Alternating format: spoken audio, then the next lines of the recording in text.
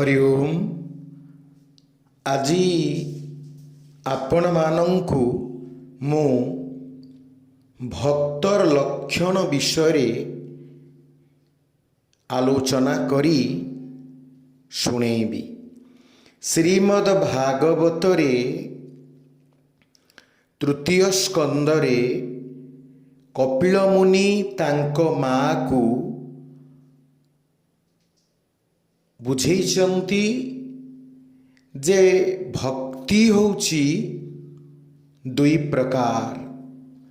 गोटे होची सगुण भक्ति आ गोटे होची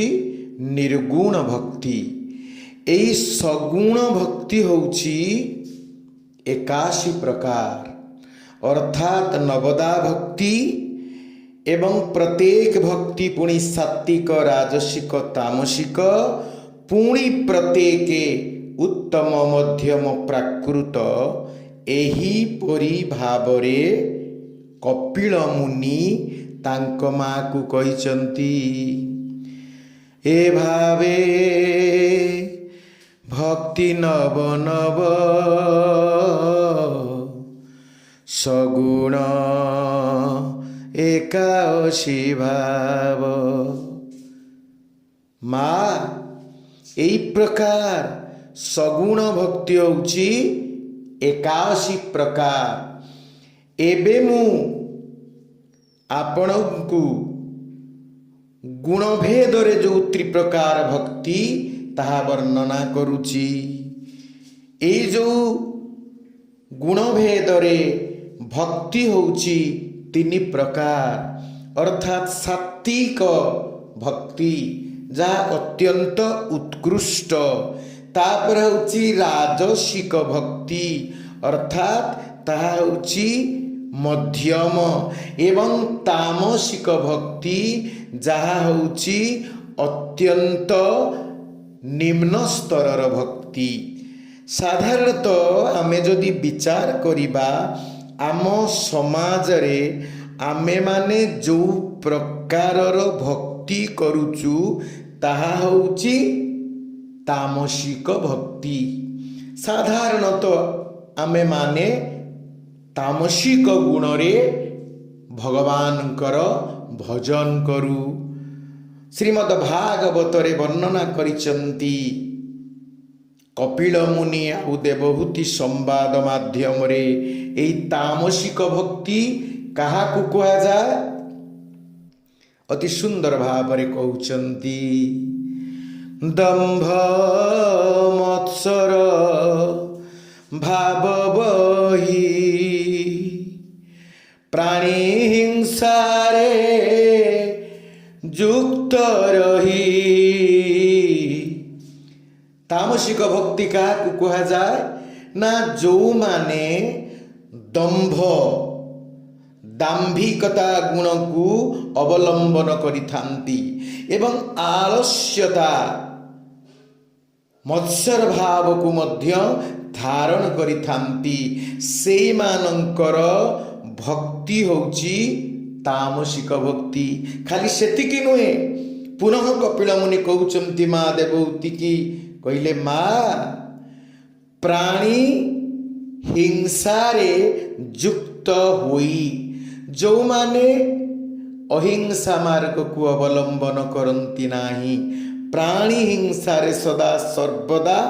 युक्त होइकी थांती। साधारणतः आपण माने देखिबे मंदिर भी जाउथांती प्रत्येह सोमवार को बा संक्रांति रे पूर्णमी रे गुरुवार रे ठाकुर घरे अति सुंदर भाव रे ठाकुर को भी पूजा करती गीता भागवत भी पढ़ती भजन कीर्तन भी करती बहुत ज्ञानर मध्य अधिकारी होती किंतु हिंसा को छाड़ी पारि नांती अर्थात निज भोजन रे माछ खाती मांस खाती अंडा खाती आमिष द्रव्य सेवन करती अर्थात प्राणी हिंसा को जारी रखी थांती निजर भोजन पाई। तेणु कहउचंती एई प्रकार जो माने भक्त से माने अत्यंत निम्न श्रेणीर अर्थात तामसिक भक्त। खाली सेतिकी नुहे तामसिक भक्तर लक्षण पुनः कहउचंती श्रीमद् भागवत तृतीय स्कंद कपिल मुनि आउ देवहूति संवाद रे भक्ति लक्षण कहवाकू जाइकी कहउचंती ना ए जो भक्त जो माने तामसिक भक्त सेमानकर बुद्धि स्थिर बुद्धि नुहे पर पर भेद बुद्धि तामस गुण ए प्रसिद्धि सबु बेले से माने भेद बुद्धि सृष्टि करती मोर तार मु अमिकी गुरुंकर शिष्य मो गुरुदेव बहुत सुंदर आम संप्रदाय होची श्रेष्ठ संप्रदाय आम संप्रदाय रे जो मान दीक्षा न नैचंती से मानकर प्रकृत सिद्धि हेई पारिबो नाही आ अन्य मानकर जो संप्रदाय अन्य माने जो दीक्षा ग्रहण करिसंती अन्य माने जो भजन कीर्तन करूचंती ए मानकर संप्रदाय ठीक संप्रदाय नुहे ए मानकर गुरुदेव ठीक गुरुदेव नुहे आम संप्रदाय होची ठीक संप्रदाय आमर होची श्रेष्ठ अन्य मानकर होची निकृष्ट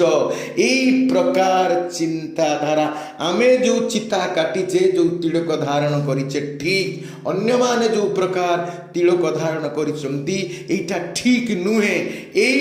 प्रकार घृण्य भेद बुद्धि जो मान करछि से भक्त माने तामसिक भक्त जहाँ को आम शास्त्र रे भी कहा जाइछि अन्यत्र अयं निज परो बेति गणनां लघुचेतसाम् उदार चरितानां तु वसुधैव कुटुंबकम् ये मोर सी तार ये निजर सी पर ये प्रकार मनोवृत्ति इतर जना इतर लोक माने छोट लोक मान करता किंतु उदार चरिता नाम तु वसुधैव कुटुंबकम जे उदार व्यक्ति से सारा पृथ्वी समस्त को निजर परिवार बोली भावे एहाई उत्तम भक्तर लक्षण हिंदी रे जने कवि लिखिचंती यह विश्व का पसारा परिवार साइले को सबकी भलाई में अपनी भलाई देखूं ई प्रकार जो मनोवृत्ति जे मु श्रेष्ठ संप्रदाय मोर श्रेष्ठ धर्म अन्य मानकर धर्म श्रेष्ठ नुहे मु जो चित्त तिलक काटिची वैष्णव धर्म दीक्षित अच्छी एटा ठीक अन्य वैष्णव मान जो प्रकार अन्य प्रकार तिलक धारण करिसंती तांकर भजन मार्ग अलगा अलगा एटा ठीक नुहे एमाने नित्यांत अज्ञानी एमाने वैष्णव कौन जानी नाहंती वैष्णव केते प्रकार जानी नाहंती वैष्णवकर तिलक केते प्रकार जानी नाहंती को वैष्णव को प्रकार तिलक मारे ईश्वर विषय ज्ञान नथिबारु एई प्रकार मनोवृत्ति रखि थांती किंतु भजन करंती भगवान को भक्ति करंती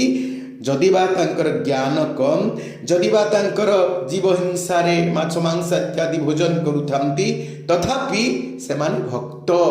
तेणु कपिल मुनि तांक मां को कहउचंती ए भावे मते जे भजई तामस भक्ति ताकू कही कहले हे मां एई प्रकार जे भजन करे भगवान करे जे भजन करे एई भक्त माने होउचंती तामस भक्त या परवर्ती अध्याय रे आमे एई तामस भक्तरु आउ टिके उन्नत जो राजसिक भक्त एई राजस भक्त विषय आलोचना करिबा एठी मोर बाणी की मु विराम दउची हरि ओम तत्सत हरि ओम तत्सत हरि ओम तत्सत।